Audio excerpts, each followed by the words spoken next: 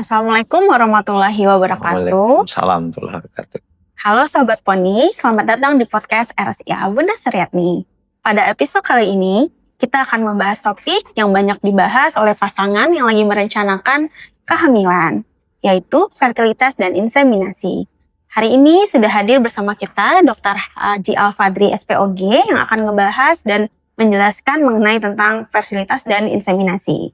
Assalamualaikum dokter. Waalaikumsalam warahmatullahi wabarakatuh. Terima kasih ya dok sudah hadir di Poni. Kita langsung aja dok masuk ke topik pembahasan kita tentang fertilitas. Sebenarnya apa sih dok definisi dari fertilitas itu sendiri? Mungkin banyak dari kita yang masih belum mengerti nih dok. Ya, infertilitas adalah suatu keadaan di mana pasangan suami istri yang telah menikah selama setahun dan teratur melakukan hubungan suami istri sekurang-kurangnya 2 kali dalam seminggu, tapi masih belum mendapat keturunan. Jadi artinya menikah setahun, kemudian berkumpul mereka ya. Kadang-kadang kan ada tuh nikah, kemudian ada yang LDR gitu ya, ada yang suaminya kerja di kapal gitu ya, 9 bulan baru balik, atau yang ada tugas dinas, mungkin militer kali ya ke luar daerah. Jadi artinya mereka setahun menikah, hubungan suami istri teratur, berkumpul mereka gitu ya, dan belum dapat keturunan. Oke, baik dokter. Lalu kapan dok pasangan itu baru kita katakan dia ini mulai ada masalah nih dengan fertilitasnya gitu? Nah, kalau mereka sudah setahun menikah dan teratur hubungan suami istri tadi selama paling kurang 2 kali seminggu, tapi belum dapat keturunan, baru masuk kriteria tadi. Itu untuk umur yang di bawah 35 tahun ibunya atau pasangannya, perempuan, wanitanya. Tapi kalau untuk wanita yang telah di atas 35 tahun, itu waktunya jadi pendek. Menjadi 6 bulan. Jadi kalau pasangan itu sudah menikah, mungkin yang istrinya umur 35 atau 36, kemudian dia selama 6 bulan menikah, teratur hubungan suami istri, paling nggak 2 kali seminggu. Nah, kriterianya 6 bulan, jadi pendek. Kenapa menjadi pendek? Karena kita tahu makin bertambah hanya umur seorang perempuan, tentu cadangan sel telurnya makin berkurang. Akhir nanti yang nanti masuk fase yang habisnya masa sel telur itu namanya adalah menopause gitu. Baik, terima kasih dokter. Nah, selanjutnya dok, ada pertanyaan lagi nih. Sebenarnya kapan sih dok, sebenarnya kalau pasangan itu harus segera memeriksakan diri? Atau mungkin dari sebelum menikah kah? Atau sudah menikah atau gimana tuh dok? Kalau bagusnya sih ada ini ya, ada sebelum nikah sih bagusnya kalau bisa. Kalau ada ada kesepakatan berdua ya. Tentunya kesepakatan berdua ini juga bukan hanya calon dari laki perempuannya, juga keluarganya juga kan. Karena takutnya kalau ada apa-apa ketemu nanti kan jangan sampai gagal pernikahan ini juga kan. Jadi kalau idealnya sih sebelum nikah kita sudah cek mungkin ya kondisi rahimnya seperti apa ya, kemudian juga spermanya seperti apa gitu ya. Atau juga mungkin ada penyakit-penyakit yang nanti seperti talasemi, kalau suaminya talasemi, istrinya talasemi, walaupun carrier kan nanti kan dari mayor nanti kan kalau anaknya dapat kan. Kita tahu talasemi juga menjadi permasalahan ketika anaknya lahir kan cenderung transfusi nanti seumur hidup kan, itu sih yang kalau bisa ya. Nah kalau seandainya yang tidak bisa mungkin ya tadi ketika telah setahun menikah ya tidak ada tanda-tanda untuk kehamilan, ya itu tadi kita sarankan untuk periksa ibunya. Cuma yang jadi masalah di kita tuh kan kadang-kadang yang sering disalahkan tuh ibunya, istrinya, perempuannya gitu ya. Padahal semuanya punya kontribusi. Nah laki-laki penyebab 40%, kemudian perempuannya 60%. Oke, lalu periksa apa aja sih dok yang perlu dilakukan? Nah ini jadi ada pemeriksaan standar ya. Pemeriksaan standar paling dah itu adalah pertama sperma analisa. Jadi ketika pasien itu atau pasangan itu mau berobat infertilitas, harus dua-duanya datang. Yang sering datang tuh kan istri. Karena image di masyarakat kita tuh kalau nggak bisa hamil tuh yang salah kan istri. Padahal dua-duanya punya kontribusi ya. Nah makanya harus datangnya dua-dua. Kenapa datang berdua? Karena ada pesan-pesan nanti yang akan disampaikan ke suami juga oleh dokter. Kalau seandainya istrinya datang sendiri, kemudian nanti dokternya menjelaskan ke istrinya, kemudian apa yang dijelaskan oleh dokter nanti disampaikan oleh istrinya ke suaminya, kan resiko misnya kan besar. Iya dok. Nanti kalau suaminya ini, oh bisa-bisa lo aja, nah kan jadi ribut lagi kan, Iya. jadi masalah lagi kan. Makanya mending, bukan mending, harus dua-duanya datang. Dan kemudian kalau seandainya si suami mau menanyakan sesuatu kan bisa langsung. Kalau suaminya dijelasin sama istrinya, kemudian suaminya bertanya, khawatir istrinya nggak bisa jawab nanti. Nah itu yang jadi pertama harus datang berdua. Kemudian yang kedua, kenapa datang berdua tadi itu tadi? Yang kedua, nah ada kontribusi laki-laki 40% untuk menyumbang fertilitas dan perempuan 60%. Nah, kemudian yang selanjutnya adalah kita akan periksa kondisi sperma suami. Di sperma itu paling kurang ada 3 hal yang kita cek.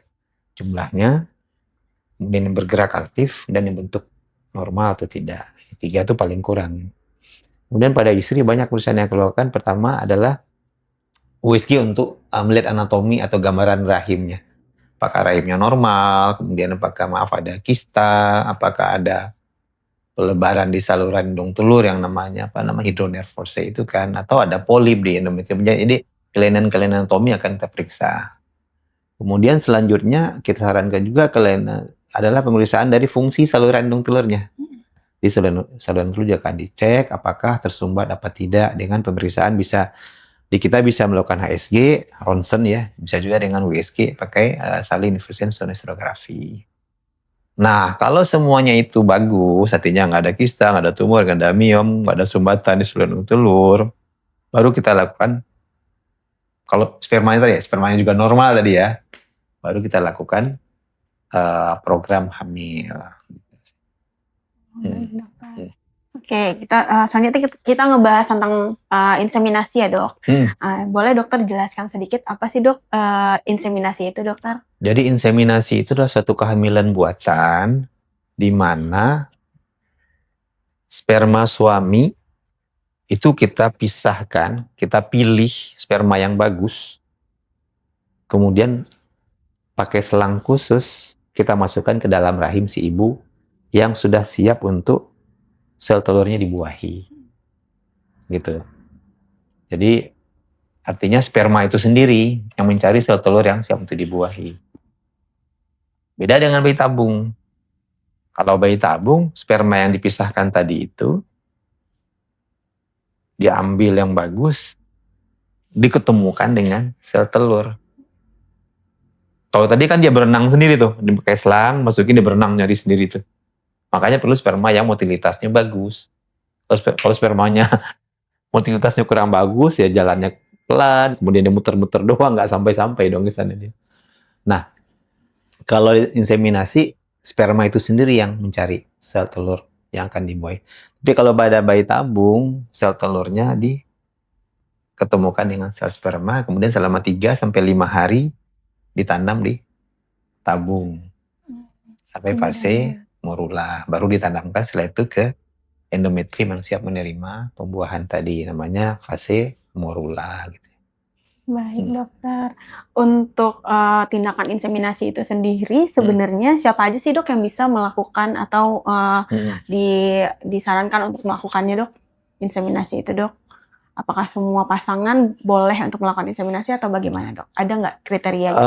Kriterianya sih kalau yang tadi ya, tadi kan sudah masuk infertilitas ya. Kemudian kalau seandainya jumlah spermanya itu kurang, normalnya sperma itu kan 15 juta per cc ya. Sering pada pasien-pasien ini spermanya kan di bawah itu. Nah, kalau antara jumlah sperma itu antara 2 juta sampai 15 juta atau di bawah 15 juta, itu memang tempatnya inseminasi. Tapi kalau jumlah spermanya di bawah 2 juta, tidak mesti ke bayi tabung. Jadi itu. Nah, di samping itu juga kita melihat selain jumlah juga yang tadi itu, yang motilitasnya tadi itu, yang pergerakannya tadi itu. Kalau paling kurangnya standar kan 42% ya. Nah, kalau dia cuma 39, 30, itu kan kita mesti washing. Maksudnya sperma itu diambil, kemudian dimasukkan ke alat, tabung reaksi, kemudian di centrifuge dengan 3000 rpm, nanti sperma yang nggak benar tuh pusing-pusing jatuh ke bawah, sperma yang bagus akan berenang ke atas. Nah, itu yang motilitas yang bagus itu kita seleksi. Nah, kalau di washing itu biasanya nanti akan muncul sperma itu harusnya 95% atau 99% yang motilitasnya bagus. Kemudian yang morfologi yang bagus juga harus 90% ke atas juga bagus. Nah, itu diharapkan dia nanti akan ketemu. Ya, baik, dokter. Lalu ada juga yang nanya nih dok, sebenarnya prosedur yang dokter sampaikan tadi itu sebenarnya sakit nggak sih dok? Enggak. Oh enggak ya? Enggak sakit. Jadi prosedurnya itu kan nanti kita akan pasang, jadi setelah biasa sperma diambil, diperiksa di lab, itu preparasinya 3 jam ya. Untuk memisahkan yang tadi yang bagus dan yang nggak bagus tadi itu. Kemudian pakai spekulum kecil masukkan. Tapi memang ada beberapa orang. Jadi ada beberapa orang yang infertility-nya itu karena aspek psikologis. Maksudnya gini, ada pasien yang kita mau berhubungan tuh vaginanya kontraksi. Jadi penis nggak bisa masuk. Jadi vaginismus namanya. Nah, pada case-case begini biasanya kita akan pakai anestesi. Kita pakai anestesi spinal, biar relax kan. Kalau spinal kan relax tuh, bagian bawahnya kita masukin. Kalau memang kendala infertility-nya adalah kendala di vaginismus seperti itu. Jadi dia bukannya tidak ini, tapi dia punya trauma masa kecil yang kalau ini jadi vaginanya kontraksi. Itu di perempuan. Ada juga yang laki-laki. Yang laki-laki trauma mau berhubungan suami istri, ketika penetrasi langsung hilang. Hilang libidonya, ereksinya hilang. Ini apa psikologis juga? Karena penataan waktu kecilnya kurang bagus gitu ya. Jadi waktu kecil ibunya galak, ya anak kecil namanya nakal. Terus, lu kalau nakal-nakal gue masukin ke sini ya kan. Ada pasien yang kayak gitu. Jadi si anak laki-laki ini ketika dia besar melihat itu dia trauma. Jadi ketika sudah semangat, ketika sampai di situ jadi melihat itu dia ingat masa kecilnya. Itu case-case yang kasus-kasus yang khusus, tapi jarang, tapi ada. Nah, kalau case-case begitu, itulah tempatnya tadi inseminasi tadi. Jadi dia bisa onani tadi karena kan dia kan melihat itu kan, onani spermanya keluar, kira kita bantuin kan. Kan dia masalahnya kalau dia melihat itu dia ereksinya hilang. Sama kayak tadi juga kasusnya yang tadi itu mungkin vaginismus ketika mau berhubungan suami istri, ketika penetrasi sperma mau dilakukan vaginismus, vaginanya kontraksi sehingga nggak nyaman dia. Nah, nanti kita bikin anestesi.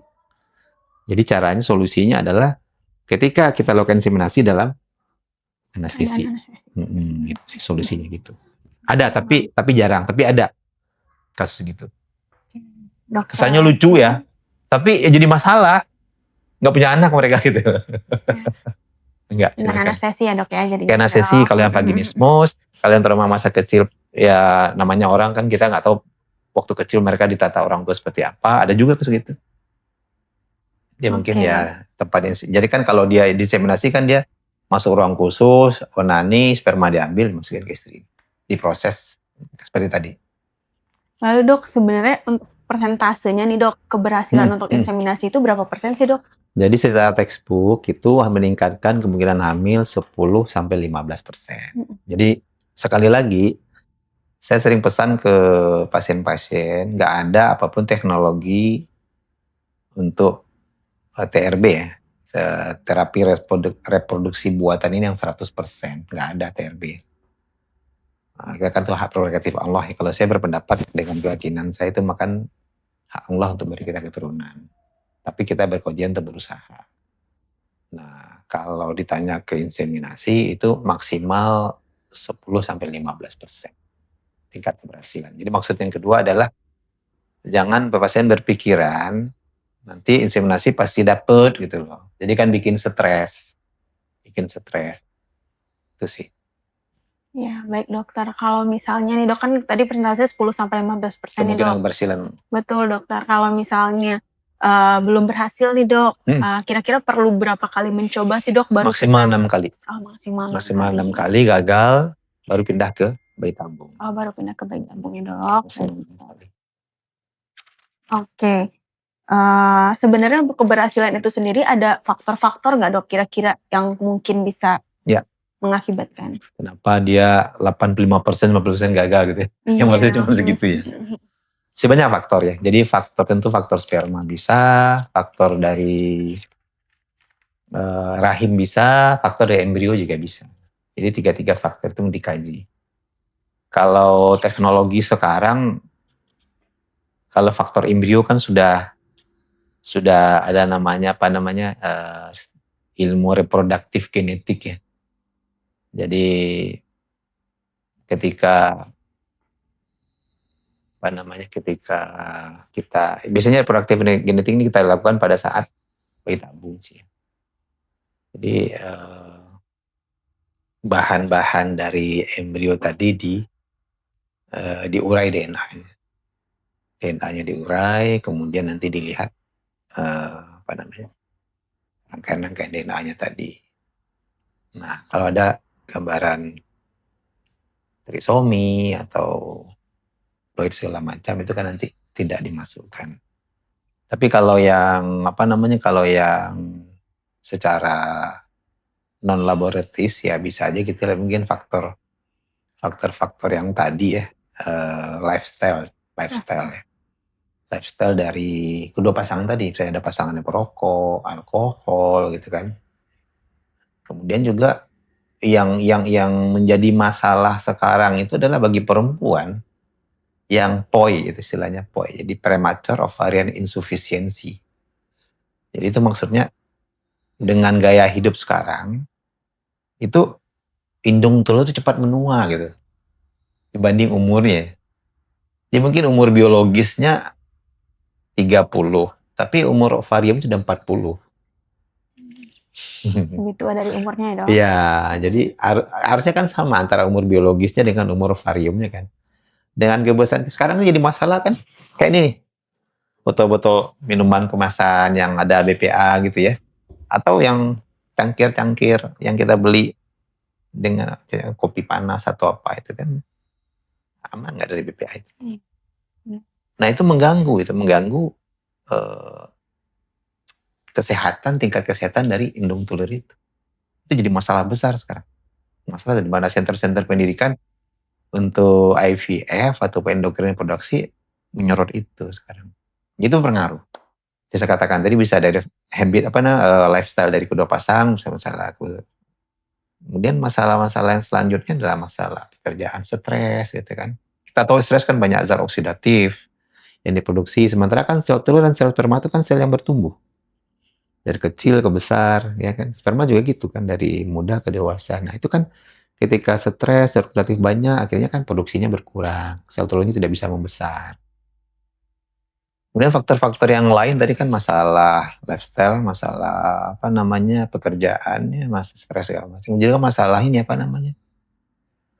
penyakit yang bawaan, kayak diabetes atau penyakit hipertiroid, baik pada ibu maupun pada laki-laki atau prianya atau suaminya. Itu juga berpengaruh terhadap kualitas sel sperma dan sel telur. Itu sih kira-kira yang banyak dia sekarang. Baik, berarti modifikasi faktor resiko dulu ya dok? Juga termasuk ya dok? Faktor resiko harus berubah lifestyle. Ada pekerjaan-pekerjaan tertentu juga berpengaruh. Maksudnya kalau laki-laki itu pekerjaan yang menjadi masalah tuh yang saya lihat itu ada beberapa pekerjaan yang mengganggu motilitas atau produksi spermanya, seperti koki ya. Koki itu kan dia lama di depan kompor kan. Ya kan, dia lama depan kompor ya. Dia berdiri kan masak. Itu kan panas ya. Dia masak berjam-jam kan. Sementara skrotum ini harus suhunya 2 derajat di bawah suhu tubuh kita. Kalau suhu kita 36, dia harus 34. Kalau koki seharian masak depan itu panas itu kan. Spermanya kurang. Ada lagi pasien yang operator mesin. Mesin tuh mesti kayak mesin pabrik kaca, pabrik semen tuh kan mesti 24 jam nyala mesinnya. Ada pabrik tertentu yang mesinnya harus 24 jam. Dia operatornya. Keluar masuk, panas. Yang sepele juga tuh ada kadang-kadang orang Jakarta Bogor naik motor kan. Gitu kan. Dari Lewiliang kan. Kerja Jakarta Barat.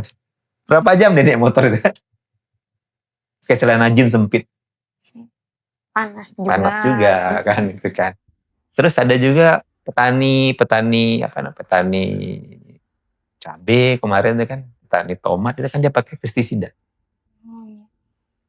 Pestisida kehirup kan. Dia kalau pestisida pakai masker, kemudian cuci tangan habis itu ya. Jadi pekerjaan-pekerjaan seperti itu juga harus ditanyakan ketika saat tadi. Itu mengganggu semua. Tapi yang agak berat, yang paling berat tuh ini umur ya. Umur. Jadi pasien datang umur 44 tahun, dok saya mau program hamil. 44 tahun program hamil, saya pusing. Kebayang kan cadangan sel telurnya sudah berapa kan. Umur 50 udah di menopause ya kan. Dan kita juga sebenarnya untuk promil itu kita juga punya strategi, mesti banyak sel telur yang dibuat. Jadi kalau cadangannya udah berkurang, kita mau ngarepin apa? Paling gitu. Faktor-faktor risiko yang harus dikoreksi nanti didiskusikan saat kita konsultasi. Bisa ditanyain, bukan kepo sih, Pak kerjanya apa? Maksudnya ditanyakan biar kita bisa antisipasi kan. Mungkin kayak pasien saya kemarin tuh ada pasiennya, dia kerja di lab chemical untuk pengujian apa gitu. Jadi saya sarankan pindah ke bagian administrasi misalnya kan, yang nggak menghirup-hirup lab, alhamdulillah hamil gitu kan. Itu sih. Jadi mungkin pendekatan-pendekatan itu bisa membantu juga. Bukan maksud kitanya kepo kok nanya sampai segitu jauh. Karena berhubungan dengan faktor resiko. Iya, faktor resiko dan kemungkinan tuh dia berhasil hamil. Baik dok, nah selanjutnya kita masuk ke segmen mitos atau fakta. Nah, dokter nanti akan saya kasih beberapa pertanyaan, dokter jawab cepet ya dok. Oke, lanjut langsung ya dok. Inseminasi pasti berhasil sekali tindakan? Enggak. Hanya wanita yang harus diperiksakan? Oh iya, enggak. Kedua tadi. Harus dua-duanya. Nah, setelah menikah pasti cepat hamil? Enggak selalu. Enggak selalu ya dok? Lagi zaman sekarang dia kan waktu pekerjaan risiko dan segala macam. Oh iya. Berarti juga nggak ada ya dok istilah mandul untuk perempuan saja gitu? Enggak. Enggak, harus dua-duanya dicek. Oh iya, berarti itu mitos ya dok? Oke dokter. Nih selanjutnya untuk segmen penutup dokter ada pesan untuk pasangan yang lagi merencanakan kehamilannya dok? Silakan dokter. Jadi bagi pasangan yang merencanakan kehamilan tetap semangat ya. Karena memang sebagai orang muslim itu kan suatu sunnah dari Rasulullah ya. Kemudian yang kedua dalam semangat tadi itu juga harus ada tawakal ya. Memang kalau kita setelah berusaha tidak serahkan ke Allah, takutnya nanti stres. Jadi saya banyak ada juga pasien yang dengan program hamil sampai jual mobil, jual rumah, kemudian nggak hamil, pasiennya dirawat, setelah itu di rumah sakit jiwa, kan kasihan juga. Kalau kita nggak tawakal.